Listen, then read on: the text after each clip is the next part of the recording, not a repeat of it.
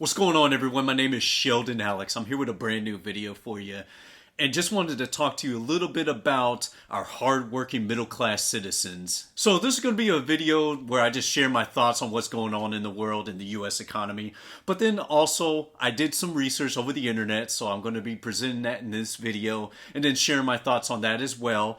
So this might be a pretty long video, probably the longest that I've released. And so I hope you guys stay until the end. And so if you find this video very valuable, or if you think somebody else will find this video valuable, please give it a like, share it, subscribe also if you haven't already, and click the notification bell so you can get more videos like this in the future. Anyways, let's begin. The gap between the lower income and upper income classes has widened. The middle class is slowly shrinking. See, we were warned about this back before the 2008 recession hit. There were two men with one message. Donald Trump and Robert Kiyosaki both released a book called Why We Want You Rich. And in this book, they emphasize why the rich are getting richer and the poor are getting poorer. And some of the statistics that I've researched online are showing just that. And according to Pew Research, back in 1971, 25% were in the lower income, 61% were middle class, and 14% were upper income.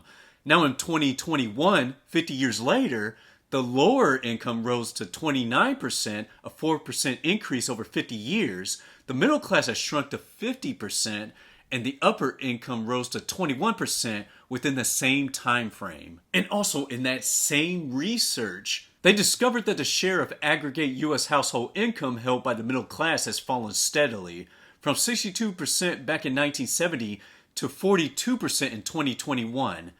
That same time period, the share of aggregate income accounted for by the upper income households rose from 29% to 50%. And if you're not sure what aggregate stands for, in definition, it stands for the forming of a group into a class or a cluster. So based off this research, we're seeing both upper income class and then upper income households take form. So this could be a big indication of why the middle class is shrinking. About 50% of Americans are living paycheck to paycheck. A large reason to that being is, a lot of Americans, they have only one source of income, which is their 9 to 5. They go in, clock in, work their 8 hours, and then they clock out and go home. So they're basically, they're trading their time for money, and it's considered earned income. However, millions of Americans have realized that one source of income is not going to cut it. And so they're either working 2 to 3 jobs, or they're doing a side hustle just to get by. And according to CNBC, 44% of Americans do side gigs to make ends meet. So a large amount of Americans could be doing side gigs that include food courier, ride sharing, TaskRabbit, mystery shopping, the list goes on. Americans everywhere are feeling the financial pressure from the highest spike in gas prices ever. And according to Bankrate, the average gas prices were at $4.24 a gallon in the U.S. during springtime of this year. And if you're in California like me, your bank account possibly would have taken an even bigger dive when fuel prices were at about $6 a gallon during that same time frame. But as the time of this video, I was paying about $4.89 a gallon. But those fuel prices were geared towards consumers, where diesel fuel prices were even higher. The logistics industry took a huge hit with the rising fuel costs, which created somewhat of a domino effect. The rising fuel costs means that their B2B customers will have to pay more to get their goods delivered, and then us as the consumers have to eat those costs whenever we have to buy food or much needed necessities. So one factor of why the middle class may be shrinking is because we're relying on a 9 to 5 to get by. But another one could be also how Americans handle their money whenever we get more of it. Understandably, Americans during the early stages of the pandemic weren't able to spend as much because they had to stay home. However, it didn't stop them from making purchases over the internet. Amazon was especially thriving with a bump in purchasing activity, but Walmart and Target also fared pretty well. And then in 2020, a lot of people were at home streaming on Netflix and Hulu, so there was an increase in subscription services from streaming. And then a lot of people, aside from streaming, turned to gaming to pass the time, with a lot of mobile games seeing an increase in in-app purchases. I can imagine a lot of people putting money to the side to get that NVIDIA graphics card to complete their dream gaming rig, or waiting to get their hands on the latest generation consoles, whether it was the PlayStation 5 or Xbox Series X. Even though the pandemic made people adjust their spending habits, it didn't last long. According to a research from McKinsey, spending was on the low side in 2020 due to the pandemic. As we know, apparel, travel, hospitality, and out-of-home entertainment like movie theaters all suffered. In this graph, by the third stimulus check everyone received, spending went through the roof, then dropped some and kept a steady pace throughout 2021. But according to the same study, despite inflation, consumer spending has still been on the up and up. Credit card use increased as well, as more Americans spent money on goods than experiences or services. The same study also shows the categories of where people spent money. Another study, according to PR Newswire, shows impulse spending increased at 2022, according to a study by Slick Deals. In that study, 2,000 people were surveyed and 64% reported an increase in impulse spending in 2022.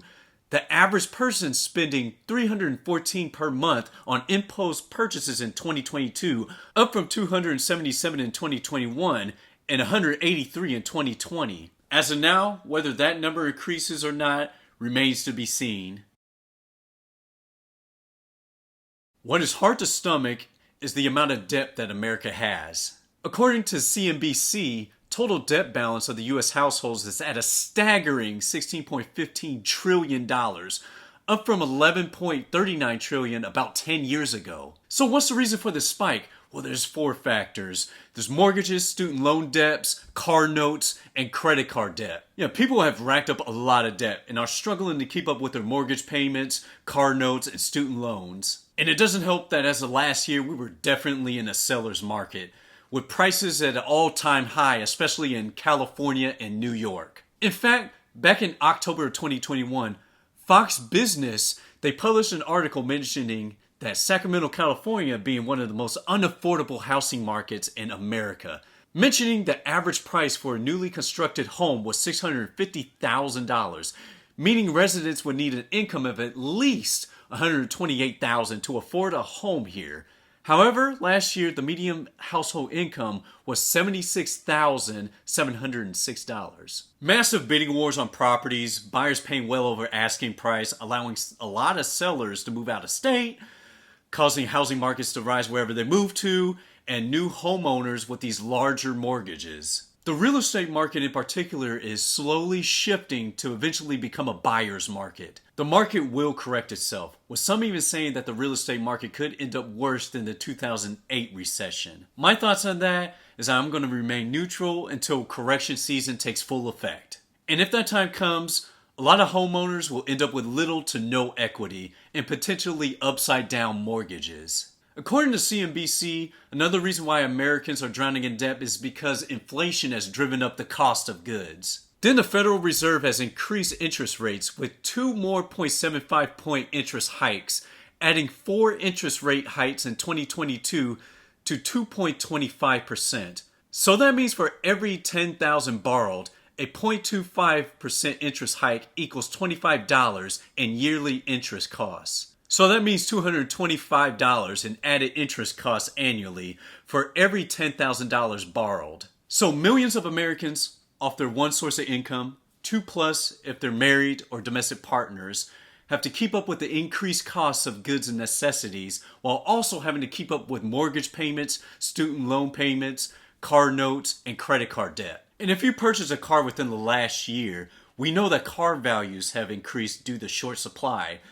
So there's an increase in debt on that front as well. So it's long been past that point where it's common for people to have to work side gigs or work a second job just to keep up. And these are some indications of why the middle class is slowly phasing away. In another 50 years, there's no telling how much higher the percentages are going to be for the upper and the lower income classes. Anyways, I thank you for watching this video. I hope you got a lot of value out of it. If anything, I hope you take this information and make any adjustments you may need to on spending, while possibly looking for ways to decrease or put down some of that debt you may have. It's possible. You just gotta make a plan and be consistent with it. Don't forget to like and subscribe if you want more content like this, and please hit the notification bell and share this video with someone that you believe may need to hear this information. See you guys in the next video, and take care.